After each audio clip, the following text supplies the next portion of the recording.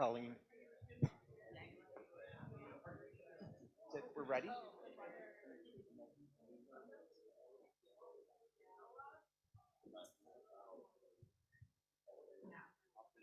He does. Do you have the coffee mug? Oh, no, that wasn't. No, that was a joke. That But I was will get you totally one. a joke. I don't know if you want to mention, I forgot to bring this up to you, since there's no slides today.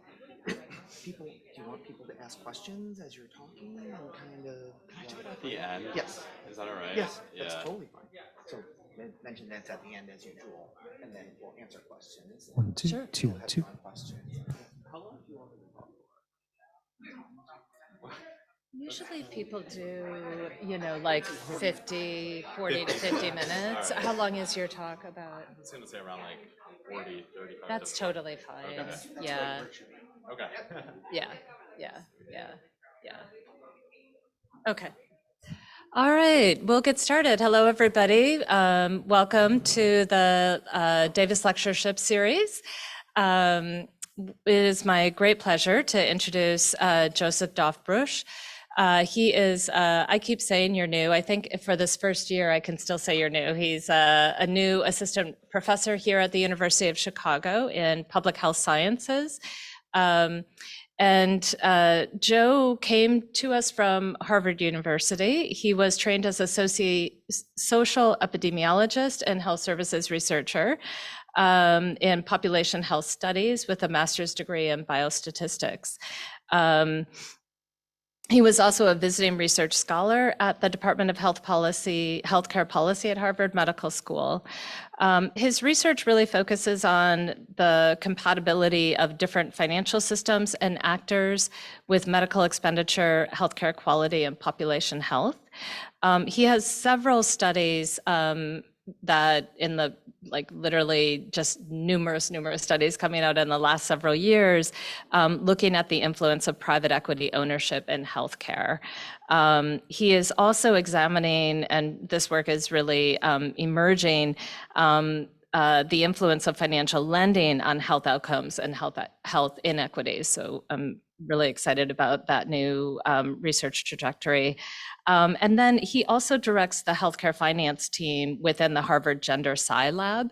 And I think that Joe is going to share some of the work from that work with us today. So I'm really excited to have him with us and look forward to the talk. He's not going to share slides, but we'll still have him present the work and then open it up for questions. So thanks.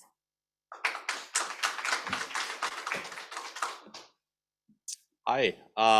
So I first want to thank Professors Harold Pollack, Colleen Grogan, Jean Marsh, and Keith Brown for welcoming me to the Crown School and giving me the opportunity to present my work as part of the Davis Lecture Series. So I know that the people here come from a wide range of disciplines, so I'd really appreciate your feedback and engagement and questions and criticisms. The work I plan to present today is a culmination of several research projects and ideas that I've been working on. Much of this work I've done with collaborators that I'll name throughout the lecture. But the purpose of this talk is really to argue the following 3 points. One, that women's health has become a target of rapid financialization in recent years. This is clear from the rise of the femtech sector, the increasing proportion of private equity-owned reproductive healthcare services, and the explicit use of women's health discourse in framing of corporate initiatives and projects. Two, I'll argue that many of the trends in this industry have the potential to negatively affect the quality, safety, and accessibility of care, including cost increases for reproductive services, more frequent turnover in staffing, a less reliable clinician workforce, unregulated data mining and surveillance, as well as a healthcare infrastructure in which access for particular populations depend on the profitability of this industry or speculatively on what this industry may become in the future. And the final point I'll argue is that across this industry, companies are championing women's health as an equity issue and reviving the empowerment discourse of the early women's health movement. But in doing so, I'll argue that the claims that these claims that these companies make need to be viewed skeptically given the relentless market imperatives that guide many of these corporate investments. So before I try and go through each of these points, I want to explain how I, as a researcher, am really arriving at this research and kind of the framework that I'm using. So Professor Groningen already kind of touched on this, but I'll just expand a little bit. I think broadly public health has done a very bad job at examining the role of the financial sector on health. Despite the relevance and prevalence of financial actors across all areas of American life, contemporary US public health scholars often stop short of examining the financial sector in population health. While earlier public health scholarship grounded in political economy frameworks examined how economic systems help produce health outcomes, contemporary US public health research really seldom focuses on these systems in relationship to the financial sector. So there are several reasons I would say for this omission. One, historically public health researchers focused more on downstream exposures to health. Think genetics, lifestyle, age, gender, race, income. And they did this more than on considering more upstream factors, structural racism, economic inequality, macroeconomic policies, et cetera. The second reason I think there's this omission is I think there's a real hesitancy among social scientists in critiquing or even naming financial institutions or structures, especially when they could jeopardize professional opportunities. And three, and I think this is really the driving force for this omission, there's just a lack of familiarity in public health scholarship broadly, both in training towards things like accounting, financial analysis, but also just in corporate investment. And to date, my research has centered on examining the effects of the financial sector and hoping to really fill some of this gap that I see. Through my research, I've sought to address a range of questions like how does private equity affect healthcare costs, quality, access? How do nonprofit actors in healthcare differ from for-profit actors? What's the role of management consultants in healthcare and public health? And how do credit and financial services influence both the short and long-term outcomes of health? But most specific to this lecture, what is the women's health industry? And what does this industry mean for patients? So the last two questions originated from my long-standing participation in the Gender Sci Lab. Gender Sci is a collaborative interdisciplinary research lab dedicated to generating feminist concepts, methods, and theories for scientific research on sex and gender. Like Colleen said, I lead the healthcare finance team within the lab, and we seek to probe the business of health and healthcare management and its implications for women and gender minorities. Equipped with a feminist analytical lens, we examine who seeks to profit or otherwise benefit through greater investment in this industry. We investigate how gender and sex are conceptualized within this industry and who is included in the term women's health and who isn't. Ultimately, through our analysis, we hope to reveal how feminism is being constructed or deconstructed within healthcare through marketing, mission campaigns, products and services. So that's a little bit about where I'm coming from. I'll move now into, what is the women's health industry and can we even trace its origins? So while the dramatic influx of corporate money into women's health is a more recent development, women have long been targeted as a market for the expansion of medicine. The activists who founded the feminist women's health movement in the 1970s placed this phenomenon at the center of their critiques. From premenstrual dysphoric disorder to routine hormonal treatment for menopause, ultrasound imaging, hospital C-sections, early women's health activists brought visibility to the accelerating medicalization and technologization of women's health. They argue that many of their practices resulted in extending social control over women, alienating women from their knowledge of their own bodies, and obscuring the causal contribution of the social and economic subordination of their health status. To resist these forms of control and exploitation, the women's health movement in the US sought to empower women by placing medical knowledge and expertise in women's own hands. In the US, these efforts brought us legacies such as Our Bodies, Ourselves, Rape Crisis Centers, Audre Lorde's landmark cancer journals, and Jane, the abortion counseling service. Rather than looking to pharmaceutical research and technologies, the women's health movement spotlighted the social, political, and economic drivers of women's specific health needs. Activists argued for the importance of social support for pregnant women and mothers of younger children. They campaigned against environmental toxins that drove cancer mortality, and framed freedom from violence and poverty as women's health issues. Over the years, the term women's health has expanded beyond the traditional focus of reproduction and maternal health to include medical conditions that exist across the lifespan, from heart disease to osteoporosis. As the scope of women's health has expanded, so too has industry excitement around this area. Even as activists and scholars debate whether the term women's health remains relevant and inclusive in a world of diverse gender systems and identities, investors perceive women's health as a lucrative and untapped market, inviting massive investment from major financial and technological firms, healthcare delivery organizations, the pharma industry, and biomedical companies. Of course, the entry of corporate money into the arena has attracted critical attention. Barbara Ehrenreich famously impugned the pinkwashing of breast cancer with its focus on celebrating individual women's victories over cancer, festooned in femininity, and its close ties to the corporate marketing of pink products with the pro-social veneer of women's health. When the company that markets Prozac introduced a pink version of its pill in 2000, just for women, critics similarly flagged the cynical and essentializing use of women's health rhetoric to paper over an attempt to expand their market.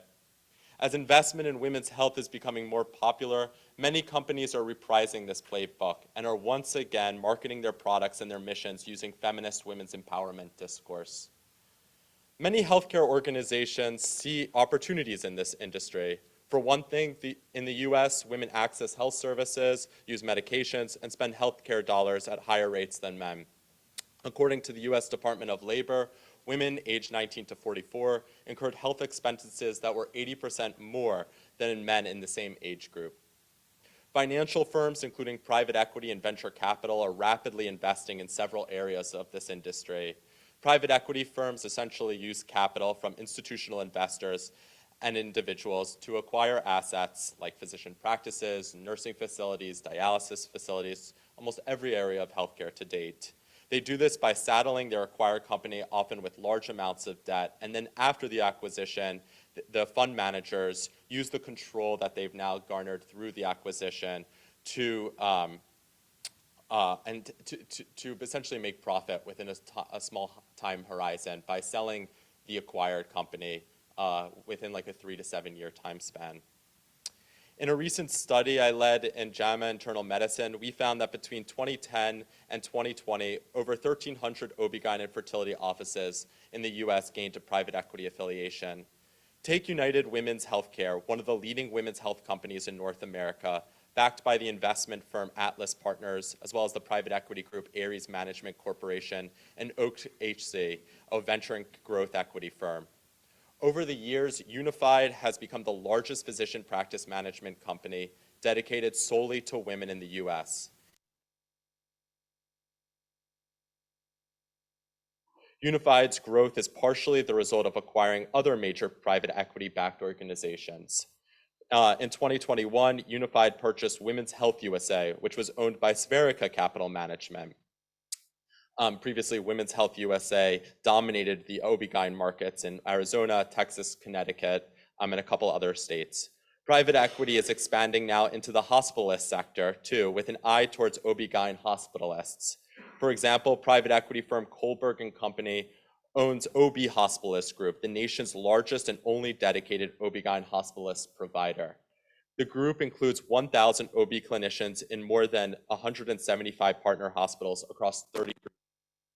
In a study by PhD student Alex Orsa in the journal Fertility and Sterility, we found that almost 30% of fertility cycles in the US occur at private equity affiliated fertility practices. Kaiser Health recently reported that in 2022, of the 4 major companies that staff obstetrics emergency departments in the US, 3 have private equity affiliations. While research on private equity and women's health remains nascent, current trends predict that a small number of private equity firms will soon hold considerable control of reproductive care in the US. with expanding presence globally, including in the UK, India, Australia, and Denmark. Management consulting firms such as McKinsey and Deloitte have taken note of the women's health industry in recent industry reports, signaling to business leaders that pivoting into this industry can unlock profit opportunities and enhance brand marketing strategies. In a recent McKinsey report, the authors quote, a suite of scientific advances can now be harnessed in women's health. Recent advances in genomics, tissue engineering, cell and gene therapy are ushering in a new wave of healthcare innovation that can be applied to underserved female-specific conditions. The potential is vast to redefine the host of conditions, including endometriosis, preeclampsia, unexplained infertility, and to achieve advances to the degree that researchers are already achieving with oncology and immunology. Investors, researchers, and companies alike have an opportunity to participate in the rising wave of innovation and to deliver a new era in women's health, end quote. One of the most prominent trends in this era, if you will, is the rise of femtech, referring to technologies focused on women's health, including menstrual products, sexual wellness apps, fertility solutions, among a range of other technological solutions aimed at the women's health industry. Market analysts expect that femtech will become a major target of interest for healthcare investors in the coming years. Valued at $50 billion in 2021, the femtech market is expected to grow to $60 billion in 2027. Notably, femtech companies champion their healthcare technologies for women as serving social justice and equity aims, often appropriating the feminist empowerment discourse of the early women's health movement.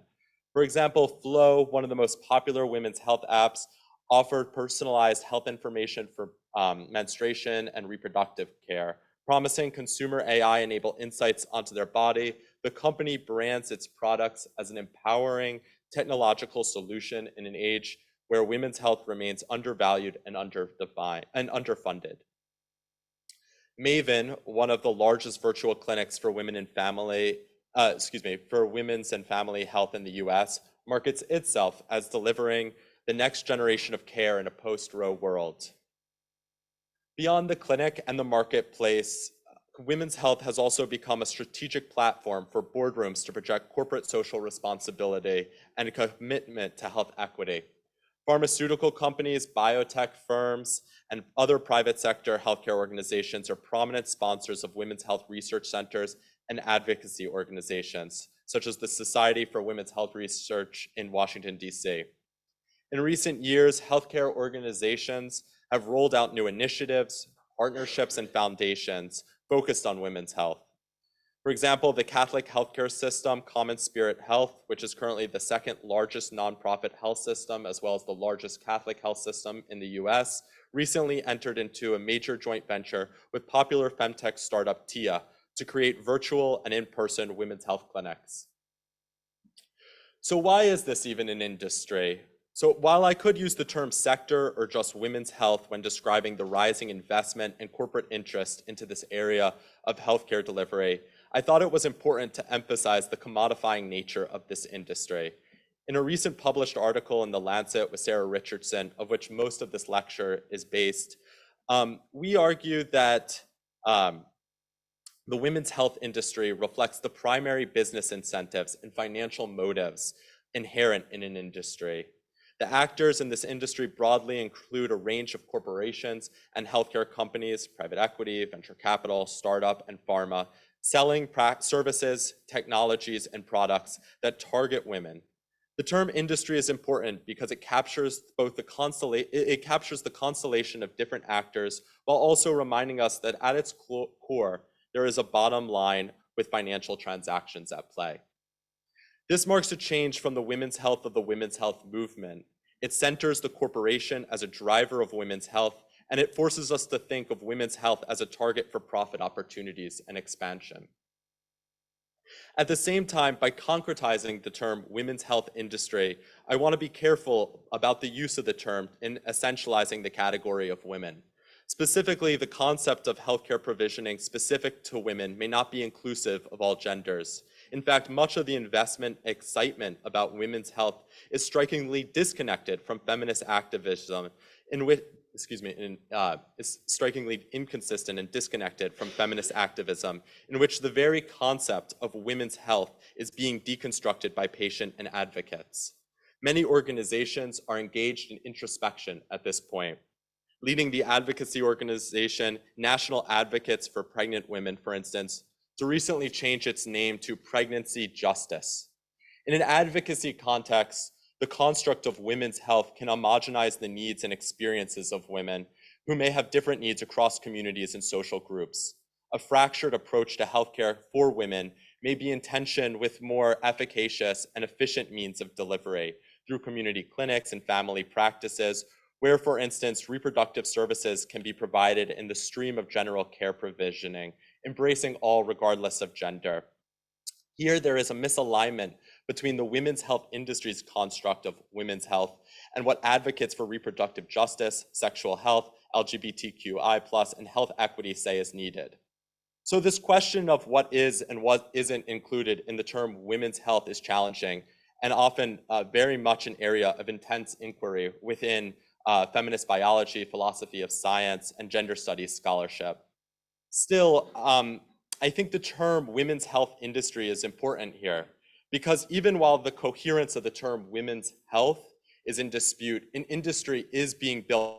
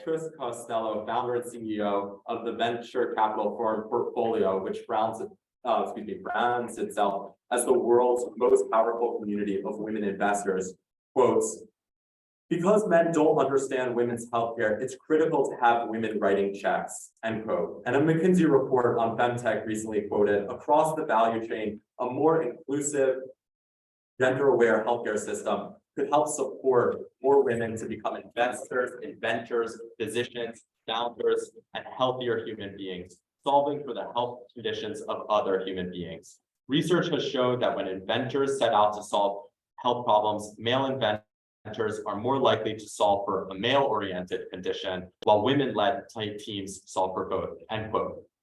So obviously, there's a lot of rhetoric here in the femtech space that this new change in leadership of femtech run by women will, produce new therapies, new solutions, and will create a more expansive industry that serves women. But in a current project led by PhD student Jamie Marcella, we examined a sample of the 100 highest funded femtech companies, and we looked at the C-suite and founders for each of these companies. And what we found is that most companies were actually founded by majority men and led by majority men, really suggesting that claims about the transformative potential for femtech to bring greater representation is misguided at best, or frankly just inaccurate at worst.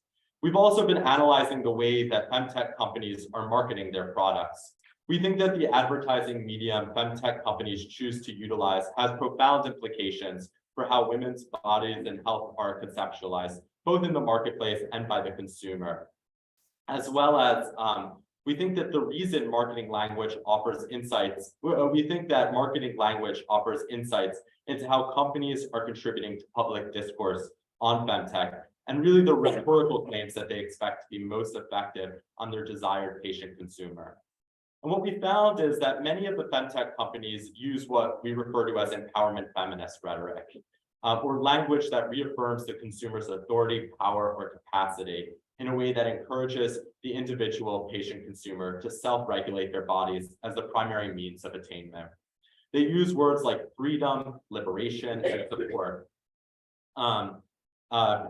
For example, period product retailer Soft Cup's website and homepage reads, quote, 12 hours of freedom, end quote. Sustain Natural, another period product retailer, states, quote, liberation delivered, shame-free products for periods and sex made with your body in mind, end quote.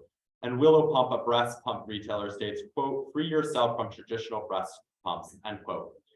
The emergent themes here reflect the power of popular feminism in consumer culture and the ways that patient consumers understand themselves within these cultural moments when assessing their health and their healthcare.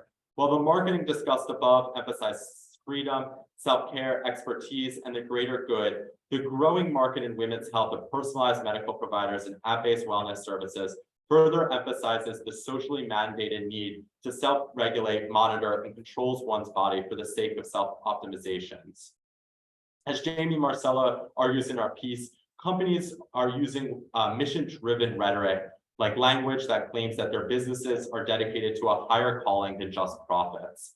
Many make overt political statements about the state of healthcare in the US or reproductive justice, while others make more subtle claims regarding their desire to correct or change a status quo that they feel is unjust.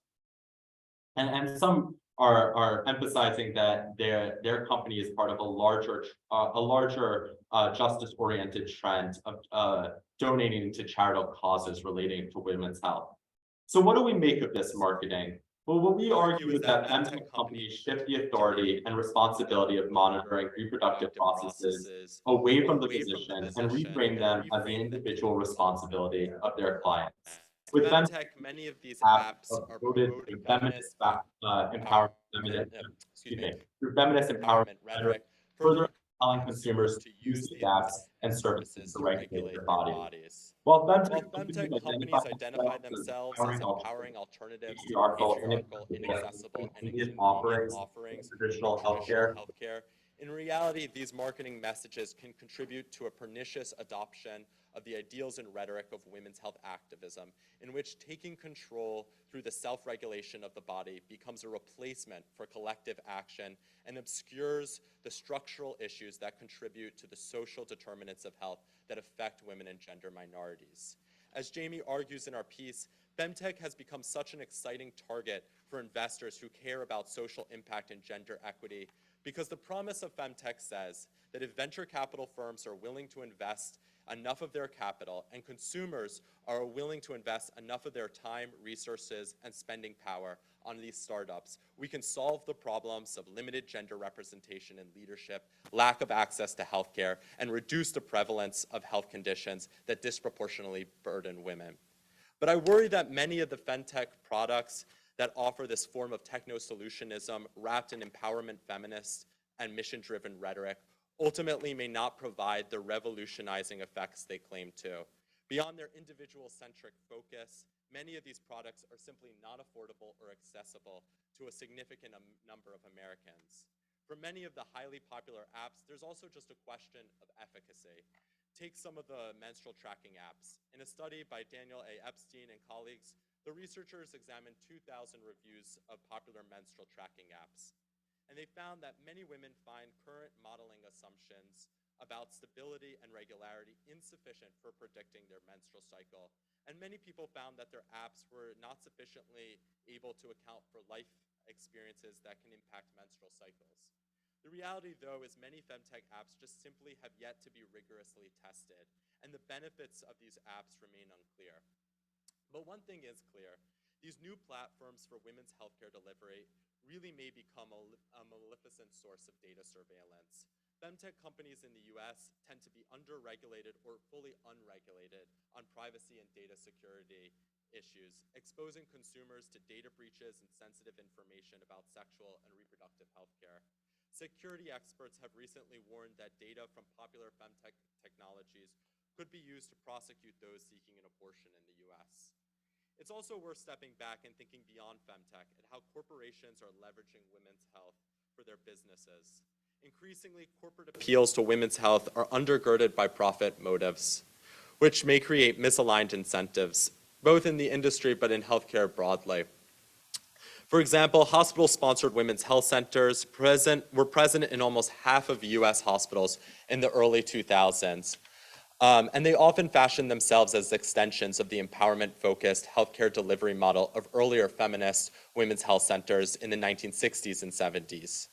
But Jan Thomas and Mary Zimmerman, scholars of women's health and medicine, have argued that over time, these hospital women's health centers shifted from women-centered to revenue-centered as they were corporatized and commodified.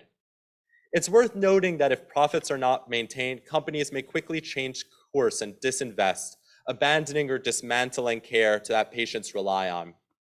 This is concerning because the stability and ongoing access of women's health is heavily dependent on the ebbs and flows of corporate financial interests.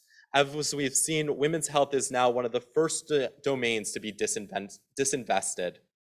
So, for example, the largest global pharma firms often market their women's health work as core to their missions. Yet many of these firms divest their women's health portfolio during times of financial uncertainty. For example, in 2017, the global pharma firm Teva had racked up about $35 billion in debt. Looking to strengthen its balance sheet, the company wanted to divest non-core assets, starting with its women's health businesses. Since then, Teva has generated almost $2.5 billion from the women's health divestitures. In 2021, pharma company AbbVie also was in talks to sell $5 billion of its women's health portfolio in order to pay down some of its large debts. In 2020, Merck spun off its women's health portfolio to create a new independent company in order to focus on its higher growth drivers. The new publicly traded company named Organon was launched a couple years ago. Its CEO, Kevin Ali, said, quote, "Our vision is to create a better and healthier every day for every woman around the world." There is no other healthcare company with our global footprint dedicated to putting women at the center that will focus on identifying medicines and solutions that are so urgently needed. The time is right for Organon to bring forward more options for women and healthcare providers to help shape the future of women's health, end quote. But one must ask what it means when Organon's CEO talks about putting women at the center of its company, when the company was started after its parent company no longer found it to be profitable. Under financial pressure, the women's health industry is likely to deprioritize, thus, those whose health is deemed unprofitable. Within the US, this may include those in poverty, those with disabilities, immigrants, racial minorities, transgender and non-binary people. So we might ask ourselves, how is this industry different than any other industry in healthcare? Indeed, across the US, healthcare is increasingly in the hands of corporate entities. And of course, tensions between profitability, innovation, quality, and equity are high in most all other areas of US healthcare. So on the one hand, I would say this industry is different. The term women's health has taken on a pro-social essence that financiers would perhaps have more trouble spotting in other areas of healthcare, like gerontology, nursing care, dialysis care. And the ways this essence can be leveraged or perhaps even exploited, coupled with the history of pinkwashing in women's health, well, it makes this industry unique. But on the other hand, I'd argue this industry really isn't unique. What's happening in this industry is part of a larger trend of financialization, where the financial sector is increasingly entangled in the delivery of US health. More and more financial investors and other large swaths of the US health system, more and more financial investors own large swaths of the US health system, and more healthcare companies are reliant on financial firms. In addition to private equity firms that are acquiring women's health, they're entering all areas of the medical arena. And although femtech has been seeing major growth in just the last couple of years, venture capital funding across healthcare is expanding, especially within digital health. Financialization is transforming all of healthcare. So I'll end by saying that the women's health industry, while it may not be so unique, it does offer us a vivid example of financialization in health, in US health, and shows us how rapidly changing our healthcare is, and how healthcare delivery, marketing, and financing is changing, and how that's affecting patients. To be clear, I'm not arguing here that all femtech is bad, or when corporations appeal to feminism or feminist rhetoric to market their products or enhance their missions, that somehow this is net negative. What I'm saying is that we need to pay careful attention to this industry, because I think the current narrative says women's health has been a site of underinvestment for far too long, and thus all forms of investment must be net positive. But I want to problematize that logic. Not all capital investments are good. Not all technologies will provide the liberatory outcomes that tech founders and tech evangelizers promise. Not all corporations that claim to improve women's health are actually making healthcare more affordable or accessible to patients. So what does this mean practically? It means clinicians, researchers, and policymakers must critically examine the emerging women's health industry and engage with it with care, vigilance, and ethics. Clinicians who choose to join boards or consult for women's health companies should work to ensure that quality healthcare delivery and access remain integral to the vision of the company. Scholars of medicine and public health and social work must attend to the growing entanglement between the financial sector and women's health, examining the implications for cost, access, bodily autonomy, quality of care, and gender inclusion and equality. Antitrust regulators and policymakers have a responsibility to ensure that business priorities do not undermine the medical needs and rights of patients. And as we argue in our Lancet piece, in this critical moment that may define the future of healthcare for women and gender minorities, we must pay attention to where health is improved and where it is simply monetized. Great, thank you.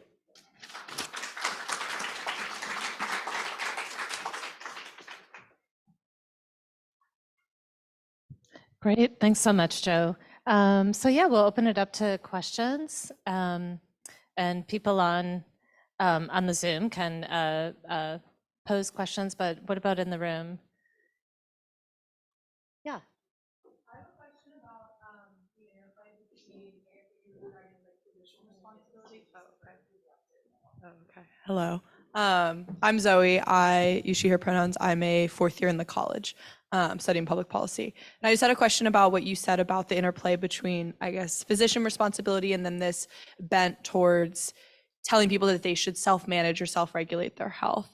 And I'm wondering how you see that interacting with I guess, more like justice-oriented messaging about how people have not always been able to trust the medical system and trust physicians to actually have their best welfare in mind, especially people from marginalized communities, and how that self-empowerment that is more corporatized can interact with, movements calling for like doulas, for example, instead of hospital births.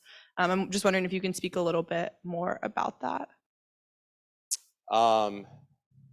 Yeah, I mean, there's a tension here, right? Because on the one hand, a lot of these femtech companies are kind of reinvigorating, or as I would argue, or as we have argued, perniciously adopting some of the women's health movement to, take control of their own bodies.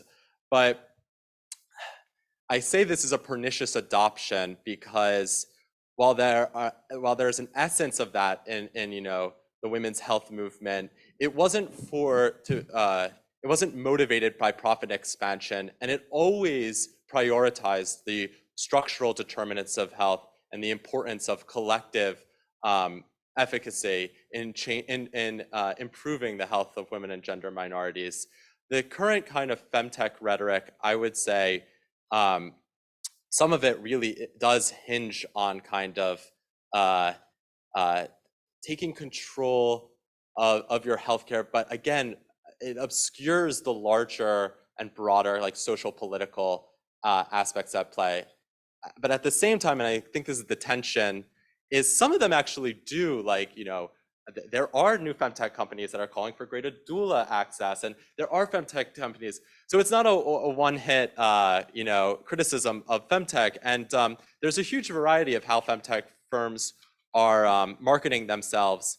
And especially in this post-Roe era, a lot of them are actually speaking directly to Roe and speaking to these larger policy changes. But I hope that at least what I've tried to convince today is that no matter how these firms are marketing themselves, it's incumbent on us as scholars, as policymakers, physicians and providers to really dig into who is benefiting from this marketing and who isn't, who's benefiting from these products. And a period tracker may actually be very effective, but it's not going to transform all of healthcare. It simply isn't. So the extent to which it's perceived as a solution to a larger health crisis, I think we need to be very we need to be clear-eyed and focused. And maybe that means taming the way we understand that marketing, and maybe it means that some of these femtech firms need to tame the way they're marketing. You asked a lot of questions. I tried to get at multiple of that. Yeah.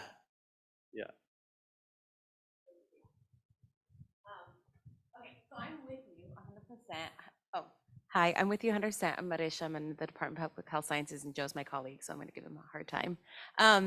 But at the same time, I just read Robert Vargas's book on uninsured in Chicago, and I think like something, maybe this is a comment, a question, is that so in the book, people who are disconnected from insurance and who decide like they don't want to apply for the ACA, even though and Medicare and Medicaid, even though they qualify, they tend to self-manage using technology. So they'll go on WebMD and figure out where to go and how to do.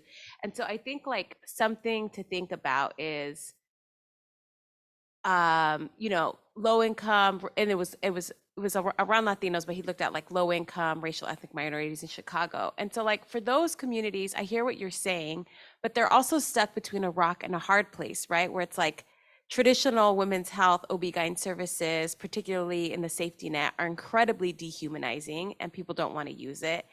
and they're turning now to technology, right? And so like, I think like saying like we got to invest in, because women, like the women's health movement did not help Black and brown women in the same ways that it helped white women, right? And so like, I'm just wondering like how you're sort of grappling with that reality. Um, just because I literally read the book this weekend and everybody's sort of using their own sort of savviness to, and so for them, a period tracker or doing a visit with an OB-GYN and paying $100 works better for them than sitting in county for 12 hours. So like, I'm just like wondering how you're thinking about these things. Yeah, that's important. I mean, I hope the takeaway here is not that I'm against women's health or against all technologies or all solutions. I'm giving my colleague a hard time back, but I know there is a tension here, and I'm trying to. Hope I'm able to articulate that tension in a nuanced way. This is not a conversation against all femtech, against all investment in and women's health. I mean that, like, I hope that's clear. And it's also not a, I'm not arguing that that these technologies can't be extremely helpful. Many of them are. But I am arguing is that two things here. One is that how they've been co-opted may not be as effective as how venture capital firms and the companies that they fund have marketed themselves as being. And two, the reality is, while these technologies may be, a new means of access for a lot of people that historically have not been served, and to your point, were not prioritized in the women's health movement, they are not the ones being prioritized or served right now. These are often marketed towards wealthy, white, insured women. So the extent to which femtech offers a solution, let's not kid ourselves that it's the equitable solution that perhaps some are marketing it as.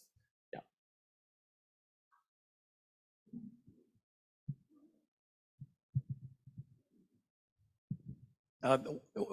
What you're talking about, we also see this rapid growth of private sector capital in the nursing home industry. Mm-hmm. And I think in part, doesn't that reflect simply a lack of capital coming from the nonprofit sector? Isn't that what's one of the problems behind this? That we don't have sufficient capital coming from non-government sources. Yeah, I mean, I think this conversation and the larger question of financialization really asks us to think about where capital comes from and who should be driving new innovation in technology, but also in healthcare delivery. And I think that's probably to some extent, that's why I don't want to disassociate the women's health industry from larger trends in healthcare, because to your point, I think a lot of this does raise important questions about capital, and but I also think we shouldn't conflate new changes in new technologies from it not being capital from a lot of healthcare provisioning in women's health is being driven by the government through different government plans. It's certainly not talked of as it is because it's coming through private investors, or the endpoints are being driven by private sector actors. But a lot of people who receive care, that money is initially coming from the public sector. But I think that you raise an important tension here. Yeah. Is there any way, once you involve private capital, is there any way to prevent it from being exploitative? In the healthcare business, it's private insurance companies that pay rates that allow you to make a profit. You don't make much on Medicaid and Medicare. Yeah. And so once you involve profit-making corporations into the business, they're naturally going to be exploitative. They're not going to willingly give services to populations that can't pay the price. So what do you do if you're going to take in capital from the private sector? How do you control this then? Yeah, I mean, I think that's been a major question in my work. I I would say, though, there is something slightly different that from what I'm referring to from all, I'm not saying all for the women's health industry, this constellation of actors is not, there's been a lot of for-profit, private sector activity in healthcare, and in women's health. But what I'm really referring to is a unique set of actors that have emerged over the last decade or so that are not just profit oriented, but really emerged from the financial sector, and their profit motives and bottom lines are a more intensified form of profit maximization. Now, to your question, is capital always exploitive? I'm sure there are political scientists and Marxist scholars, maybe even here, who would say yes. I don't know if I'm willing to commit to an answer on that, but I do think within this industry, we need to pay a particular attention to the intensified form of financial investment and the implications here for patients, because I think it is unique, or at least distinct from earlier forms of just for-profit private sector activity.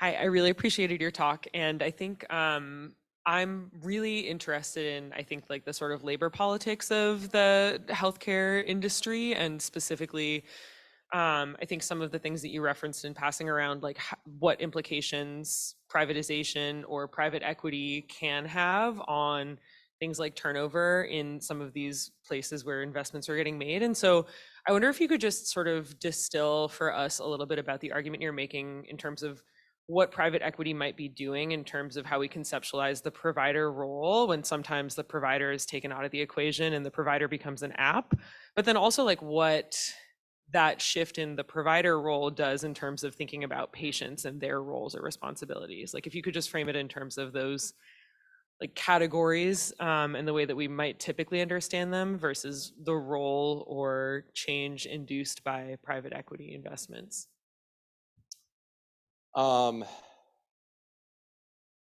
do I do that? Well, I don't know if this is what you're getting at, but let me go there and you can tell me. I think often in this conversation of expanding private equity and financial investment, physicians are kind of positioned as kind of a middleman. They're supposed to both be a guardrail against patient exploitation. They're also supposed to be kind of a moral, an ethics force of like, this amount of profit maximization is acceptable, this isn't.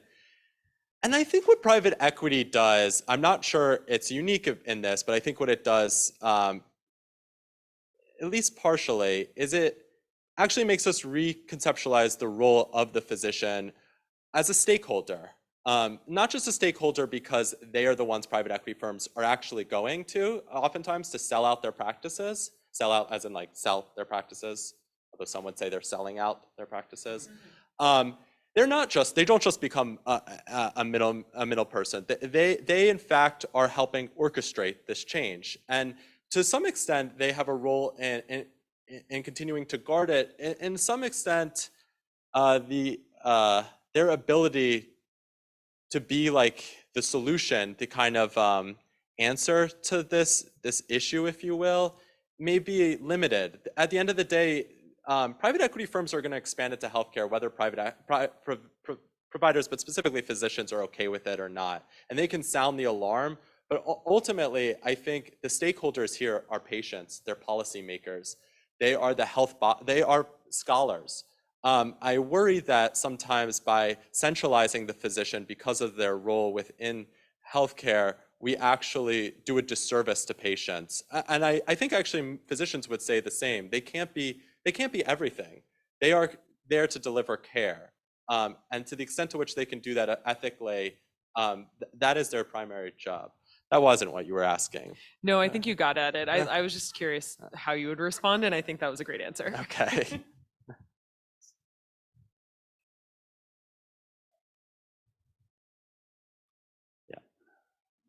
I have a question for you. Yes. Just want to make sure there weren't any other, you hear enough from me, so, so I was holding off.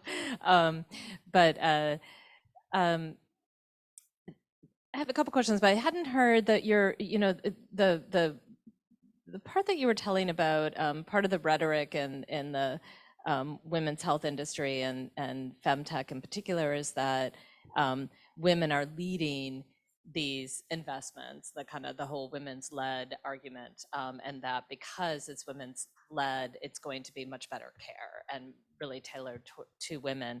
And then you said, well, the study we did, we found that it was majority men were the founders and also running it in the C-suite. So um, I guess I was just curious. So there must be a few women led, but they're not the majority. Did you find any difference at all? I mean, because the other argument is that it doesn't really matter if it's women led because the other incentives at play overwhelm, sort of what a woman would bring to the table. I don't know. I'm just curious obviously you looked into it, so you were hoping that maybe there would be a difference, or what made you kind of go down that road in terms of the research? Well, to be very honest, we actually made no assumptions about whether it would be good or bad. I'm not convinced that uh, that simply having women in charge of femtech companies is going to bring about the change. I certainly don't believe that it will bring about the change that it's been marketed as being able to bring. Most of these leaders are wealthy, white, come from extremely elite backgrounds. The extent to which their position somehow will, transform this industry, I'm skeptical of. So we didn't come up with a specific hypothesis. We were more just curious whether or not this marketing was inconsistent. At least we only looked at the top funded femtech companies, and I think there probably is a lot more leadership of women across the industry. But for the top funded, we were just interested in if there was kind of an inconsistency between how this industry is being marketed as led by women for women versus like the reality. We didn't look at whether there were differences in the companies that were led by women. So. We do have an online question. What are the possibilities and challenges that nonprofit organizations have and face in the women's health industry while there is growing financialization, growing market competition? I think actually it may not be. I wouldn't have said this maybe 10 years ago, but well, yeah, I wouldn't have said this I wouldn't have said this even maybe 5 or so years ago, but I don't know if it's so helpful for us to kind of dichotomize nonprofit versus other, for this sense that I'm not so sure the incentives, the financial structures, the role of the financial sector are so distinct in nonprofit actors within healthcare. I mean, there's a huge, I'm thinking hospitals here because that's where my research has been some of, but there's a huge variety of what nonprofit even means in healthcare, but I'm not sure it's worth us kind of doing this divvy up, which, traditionally has been done, because there was a time where a lot of these actors were nonprofits. But at this point, some of our largest nonprofit actors, act very much similar to their for-profit counterparts. So to that end, I would say that all of the concerns that I kind of have tried to lay out here are just as pertinent, I think, towards nonprofits. They're just as critical that we investigate. And yeah, great.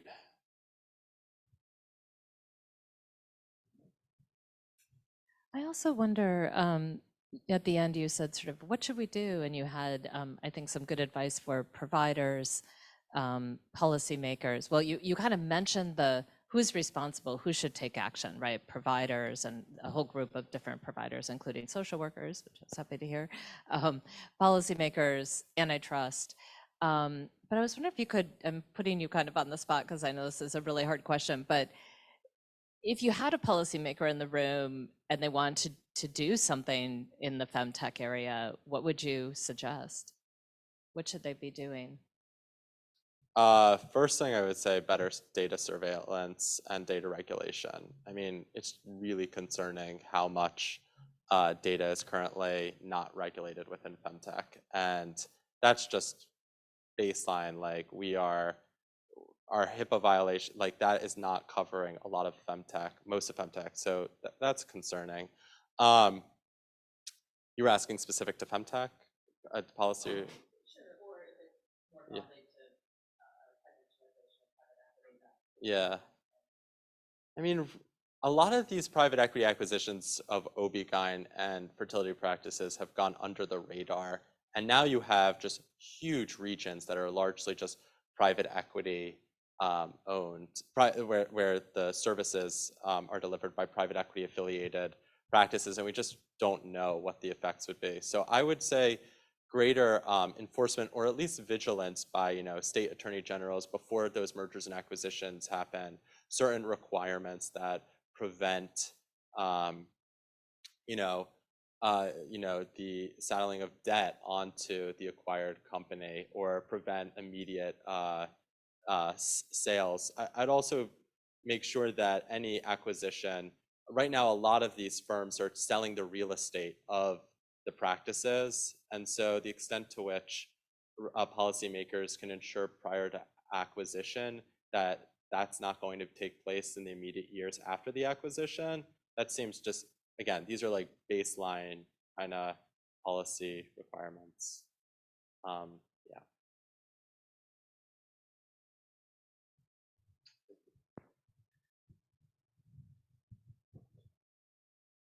Hi, thank you for the talk. I had a question around kind of going off of that, what the role is of policymakers to share information about what you shared too, in terms of how the data is being used, HIPAA violations potentially, and especially data around once a practice is acquired by private equity, prices go up for the consumers around debt especially too. And I'm just wondering what work is being done currently that you know of to raise consciousness in the broader population, and then maybe what the imperative might be for policymakers to get involved in those consciousness raising efforts, because I assume most people are not aware of these things going on. Yeah, I mean, one of the, again, preliminary like policy change is that we just have very little data transparency and visibility on private equity. So most patients have no idea, and maybe most patients wouldn't mind, but like, I don't know. I don't know if I would send, I think in certain areas of healthcare, given the research, I would be very cautious about sending a loved one to. In other areas, I think it's more mixed. But either way, I think this issue of data transparency is really poor, and there's just multiple layers of obscurity between the parent, say, private equity firm and the facility. And so increasing that form of transparency seems just vital, not just for patients, but also for researchers who want to actively evaluate these actors. So,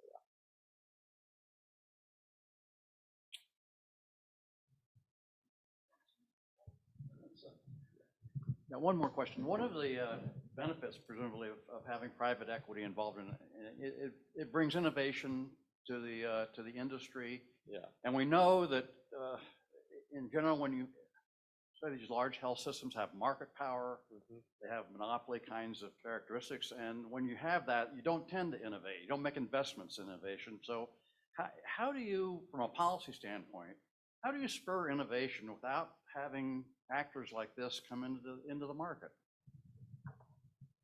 Not sure if anyone's looked at private equity innovation within healthcare delivery. So I'm not so sure I'm willing to say that it's conclusive yet that private equity spurs innovation within healthcare delivery. Certainly that there's research on that in other industries.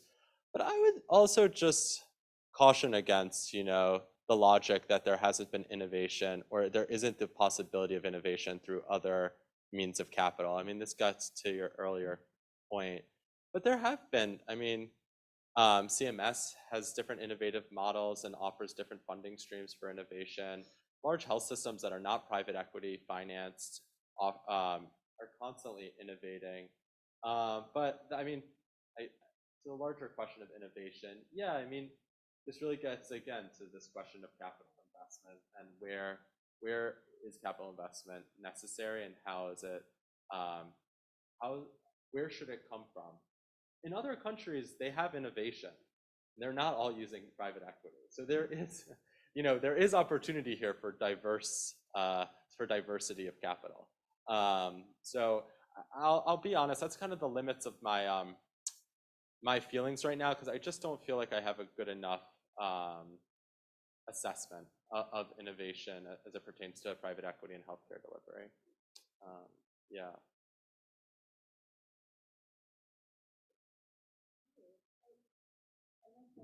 Is another question from online? All right, well, thanks so much, Joe. Let's give Joe a round of.